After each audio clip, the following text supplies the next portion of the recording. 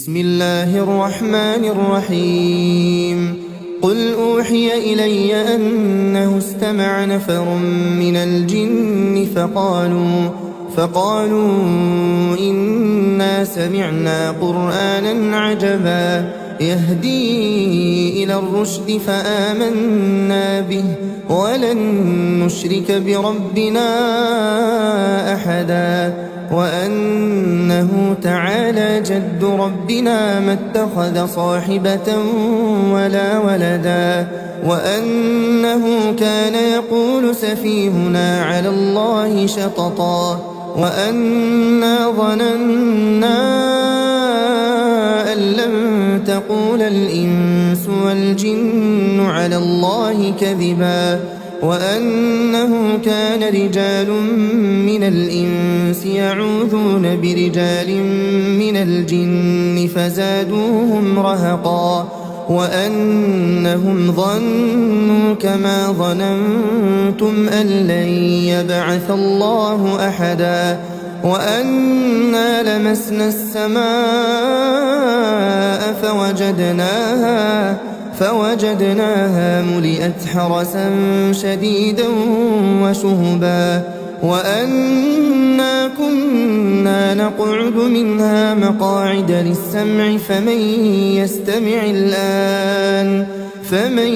يستمع الآن يجد له شهابا رصدا وأنا لا ندري أشر أريد بمن في الأرض أم أراد بهم ربهم رشدا وأنا منا الصالحون ومنا دون ذلك كنا طرائق قددا وأنا ظننا أن لن نعجز الله في الأرض ولن نعجزه هربا وأنا لما سمعنا الهدى آمنا به فمن يؤمن بربه فلا يخاف بخسا ولا رهقا وأنا منا المسلمون ومنا القاسطون فمن أسلم فأولئك تحروا رشدا وأما القاسطون فكانوا لجهنم حطبا وأن لو استقاموا على الطريقة لأسقيناهم ماء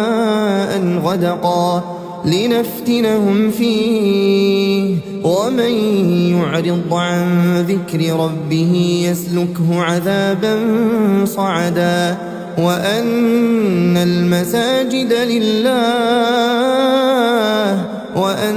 المساجد لله فلا تدعوا مع الله أحدا وأنه لما قام عبد الله يدعوه كادوا يكونون عليه لبدا قل إنما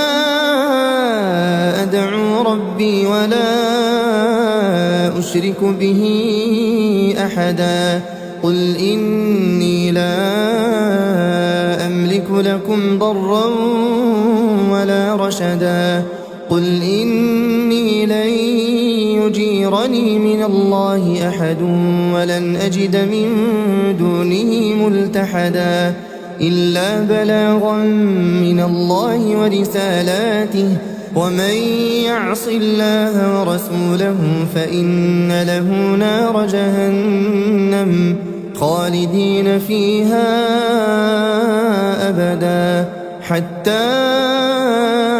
إذا رأوا ما يوعدون فسيعلمون من أضعف ناصرا وأقل عددا قل إن أدري أقريب ما توعدون أم يجعل له ربي أمدا عالم الغيب فلا يظهر على غيبه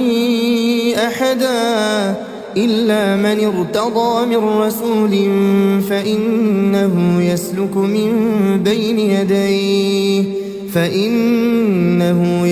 من بين يديه ومن خلفه رصدا ليعلم أن قد أبلغوا رسالات ربهم وأحاط بما لديهم وأحصى كل شيء عددا.